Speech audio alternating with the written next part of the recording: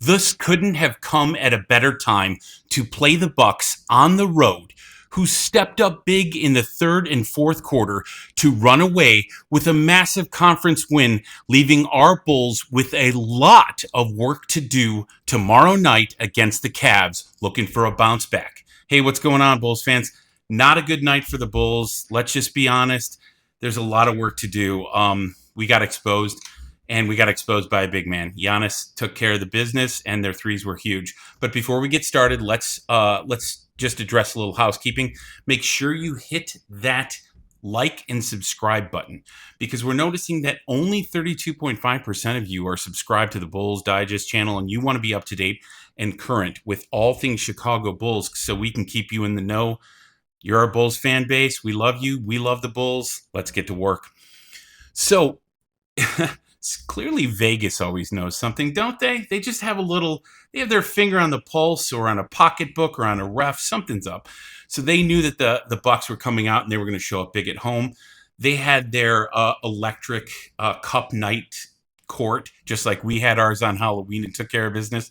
Well, the Bucks took care of business tonight, and I think it was pretty evident from what we saw. They came out, and actually we started in the first quarter stronger than they did. We came out stretching the floor, working the ball like we usually do, and they weren't cutting off lanes, and our passing was easy. First quarter was ours to have. Second quarter, they started clawing back, and you could see it. What was really frustrating for us was as the game went on in the third and fourth quarter, they pulled away. And it's going to be just not just Giannis but it's going to be the threes and the rebounding. We're going to break all those stats down for you, and you're going to see it very clearly. So if you look what we had, they held Giddey in check. They held our number one, our ace, Giddey in check. And to hold him to 16 points and his stat sheet the way he is, the way his talent level is, and the way he stretches the floor, that is the win. That's the win that they're looking for, because that's another. So add 10 points or 12 points or higher right now to our score, and that's what you're looking at. So they holding him in check was key. The other thing you noticed, only 5 Bulls players in double digits. For our ability to win Bulls games, or for our ability to win NBA games, it has to be 6 and north. We have to have that bench depth to compete with other teams. That's just a statistical fact. That's the way we have to be. What did I like about tonight? Not a lot, aside from how we started. We started to let the we started to let the Bucks bully us at home, and that can't happen if we're a serious contender for the East. Now, remember, the East is down and weak this season, so we have the ability to make strides and steps. It's going to depend a lot on tomorrow night, so stay tuned to that, because there's a lot going on with the Cavs, and we'll break that down and get into it. So who was the story of tonight, aside from the Bulls kind of folding and not doing their usual push in the third or fourth quarter? It's got to be Giannis. Look at the points, 41 points, 15 and 9. You're looking at a strong player. You're looking at a superstar, all-star. We knew all things drove through Giannis. And what did we do to stop him? Zero. That's a problem. Donovan has to figure that out. The Bulls defensive bench coach has to figure that out. Our team has to figure that out. If you let him spot up from Trey, he is going to bury us. That is a fact, Jack. And he did. And the number one thing you got to remember about that is he will continue to do so until we have a clue or an ability defensively with a scheme to stop him. He showed up. We did not. End of story. That's why we lost tonight. Another thing to remember is we're doing all of this right now without Kobe White, without Zach Collins. Ayo was back tonight. Ayo was nice. He did not play like normal Ayo. Kobe coming back could be a spark. Zach Collins coming back could be a spark. Red Velvet played fine tonight. He's doing his usual double digits, which I like to see. But what I'm seeing strongly is Kobe could be a nice 1-2 punch with Giddey that we really desperately need when we play against top-tier talent like Giannis and the Bucks.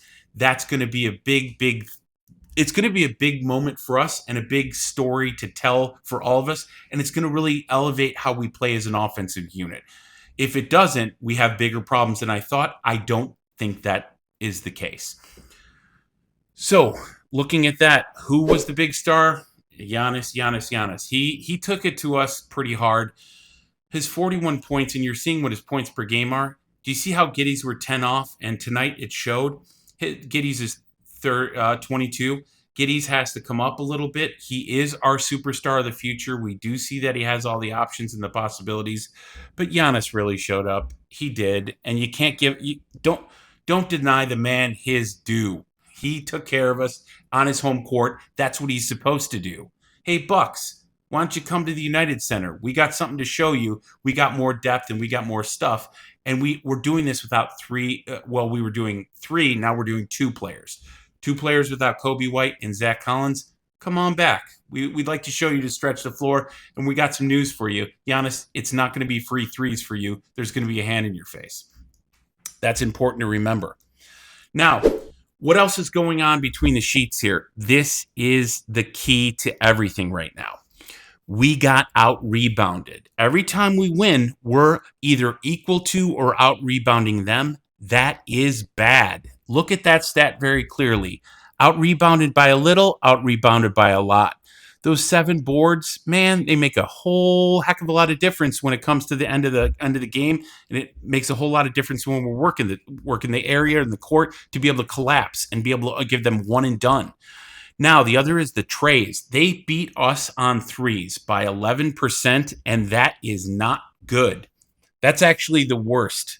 It's worse than worse because now we're getting beat 1 on every 2, 1 on every trip, 1 on every 3. So if they hit 3 threes, we just lost a 3-point trip, and we're not even hitting on the other one. So that's a 5-6 point spread. Those spreads start to grow. We can't have that. We got to tighten that up.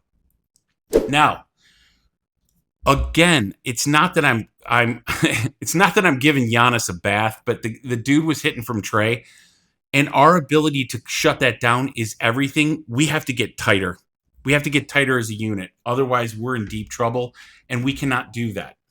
So, tonight is a good litmus test after a big win that we just had on Tuesday. 2 days off, and we had a letdown. That is no bueno for us. We need to be tighter as a unit. We need to know on the road, we got to have a chip on our shoulder and be ready to roll. We were not. We were flat. Well, we came out fast, but then we were flat when we're supposed to be high. We're supposed to be high towards the third and fourth quarter because we have the youth and the depth of the bench, and it turns out that was the exact opposite. What will we do when we play tomorrow versus the Cavs? We need a big bounce back, and I want to see usual Bulls basketball from this season because this season is showing us that we can do great things when we spread the ball and have deep bench team depth. Let's see what happens. Let me know what you guys think in the comment section. As usual, I always like to know what you guys think. And also, please make sure to hit that like and subscribe button so you can be up to date on all things Chicago Bulls. Tomorrow's a big game. Go Bulls.